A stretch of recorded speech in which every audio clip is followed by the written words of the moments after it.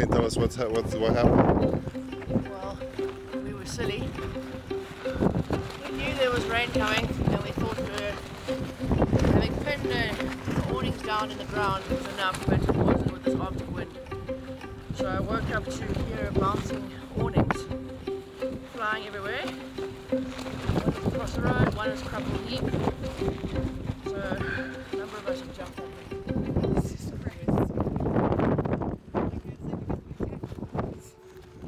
We were cycling for 1 week already. Distances of no less than 100 kilometers or 60 miles per day, and we've just barely made it out of the Arctic Circle. Otherwise, just continue wearing a mask inside. We'll try to socially distance like as best we can. I mean, some of it's present through us, so we just want to limit that as much as possible so everyone gets to ride. And we don't bring it into these communities. Tuktoyaktuk, the northernmost place in Canada accessible by road, and our start line is already close to 2,000 kilometers south of the North Pole, meaning that we were quite far from the North Pole, but still very much far north.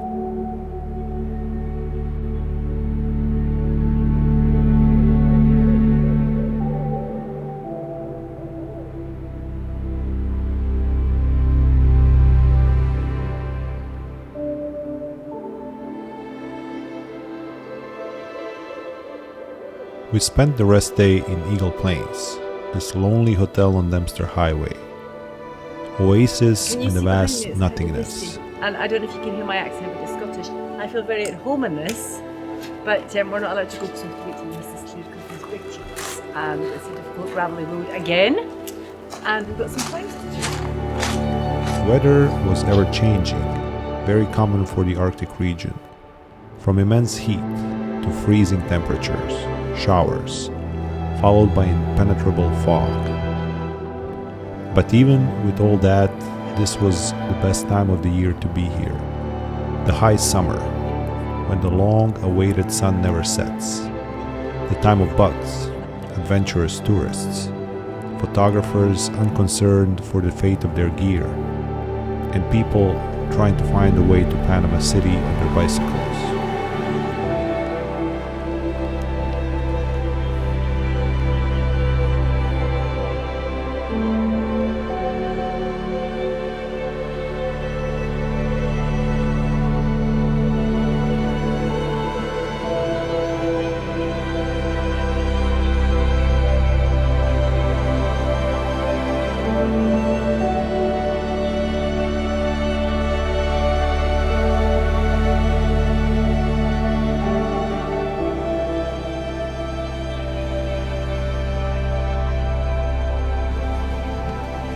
Ready for another day, Hans? Yeah, absolutely. It's a bit cold, so I'm trying to heat up a little bit. I think we got like 2 or 3 degrees this morning. So this morning I have taken off my pants and trying to stay warm at the same time. I don't know how possible that is, but it's yeah. Don't look at my horrible peeling legs because I got them really sunburned and now they're peeling. Oh yeah, I don't normally ride in this weather. I normally go back to bed, so today's going to be interesting. Yeah, going to go fast early, get the body temperature up, and then yeah, hopefully it'll be nice and pleasant. well, it should be a little foggy, but we'll do it.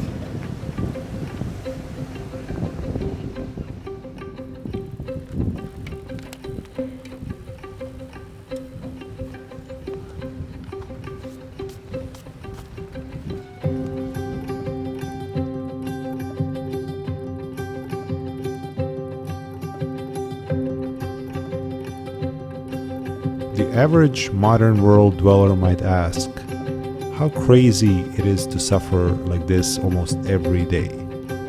Tired, sore, dirty, with excessive amount of chamois butter in your crack, in the place that clearly doesn't need you or want you around and will use any tool available at its disposal to send you back home.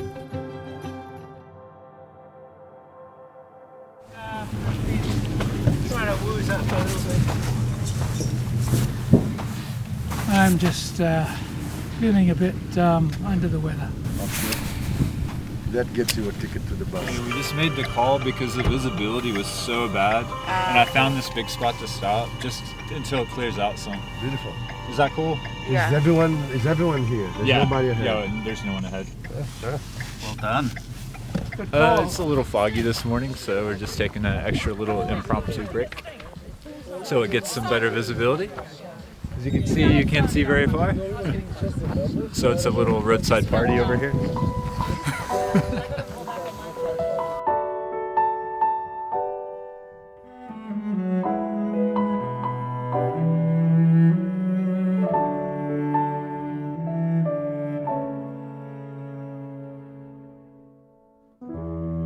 Human adaptability allows us to cope with environmental challenges through both biological and behavioral means.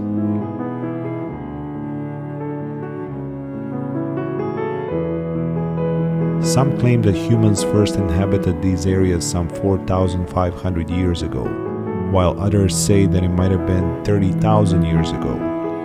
Regardless, the people who lived here and their descendants that still thrive in the Arctic region of North America see not only summer months like we did, but the perpetual frigid darkness of winter as well.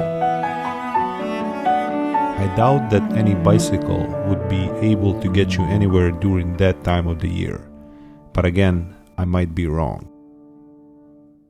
It seemed as if we had our microevolution happening here as well. Human adaptability, represented on a small scale, where we turned this mysteriously miserable fog into a reason for a bit of rest and a small party.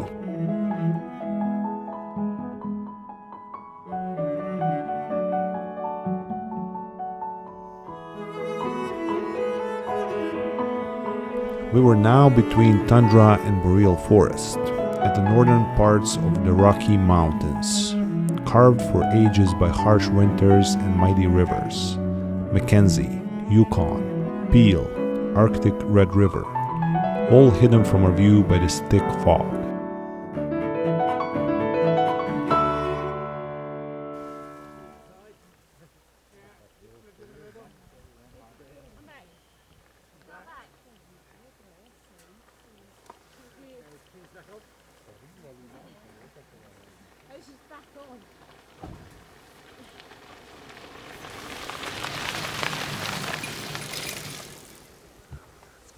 I'm way faster, but I wanted to have a shot by myself.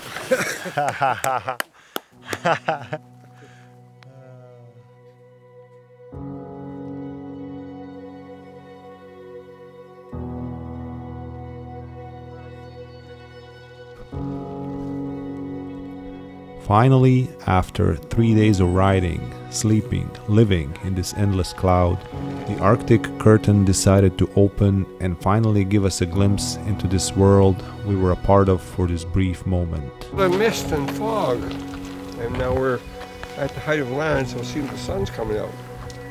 We're wondering if it's going to be cloudy down off the mountain. Amazing mountain range We'll see. above the low-hanging cloud. The fog lifted in a span of about 3 or 4 minutes.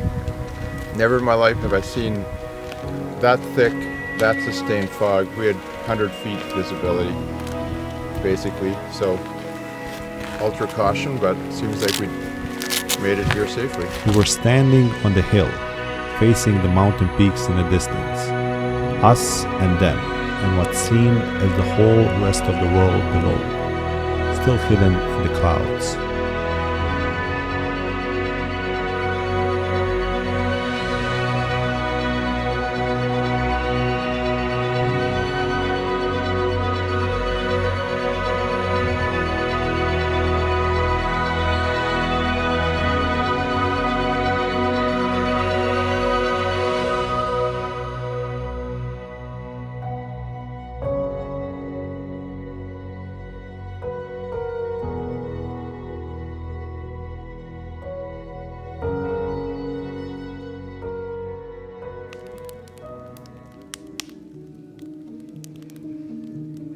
Even though this place was pretty far off the grid for the most part, it was still quite developed.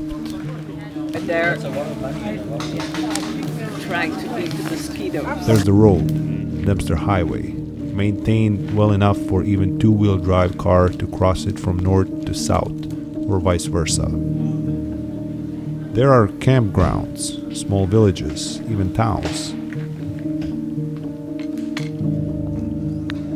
But with all that, nature was still doing its best to resist becoming this easily accessible commodity.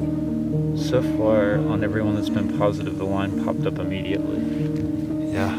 On the T. Weather through weather, unprovoked forest fires, clouds of mosquitoes or some other bug, even through means imported from far away, smaller than any bug out there.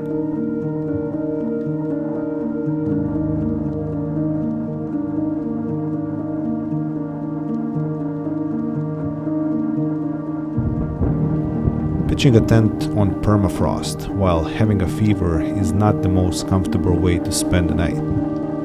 But hey, we're here now, no other way.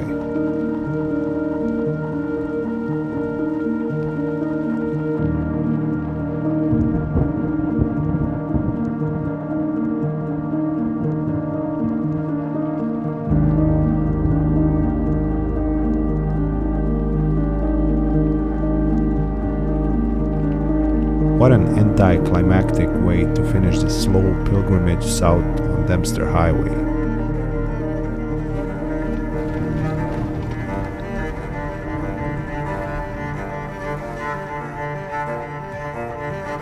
We reached the end of it, and Dawson City, the first larger city since we left Inuvik over a week ago, will be a self-isolating place for me and few other unlucky participants. While I was waiting for green light to rejoin, the group continued south, riding for another few days before they'll reach the end of the first part of this long tour, White Horse. My assignment was ending there, and I was hoping to catch up at least a couple of days before. I spent 3 days there, alone, mostly in my room, but occasionally going for a lonely walk around this town built by human obsession with shiny, soft yellow metal. But how do you cross 400 kilometers in a day in a place without any transit options? I'm asking the Queen for payment for my family's part in the Battle of Hastings. We led the charge. Wow. Our family. And now we've just about been eliminated off the face of the earth. Oh, yeah. She won't do it, but I mean. Yeah, I think it takes a little bit for the group to knit together, and I think what I really like is that you get up in the morning every day with a bit of a mission, and normally it's quite challenging, and then you get there's this energy about the group. I don't know what, maybe it's what you put in the coffee, I'm not sure, but there's a hell of a lot of excitement. It goes about completing the day, and then you go through the day, and the first 50 k's might be quite easy, but then normally you've emptied the tank by the end of the day, but you come in and you just have these raging endorphins that sort of flood through you somehow. Everyone comes in happy as hell, and it's quite addictive. I always find to have a smile on my face. It was good to be back, at least for a few last days. So fast. If somebody would have told me Yukon River moves so fast, you can't imagine how good it is, and that's what makes it, just sitting there waking first thing in the morning looking at it and say, wow, I just lived beside the, Yukon River. That's just moving so crazy.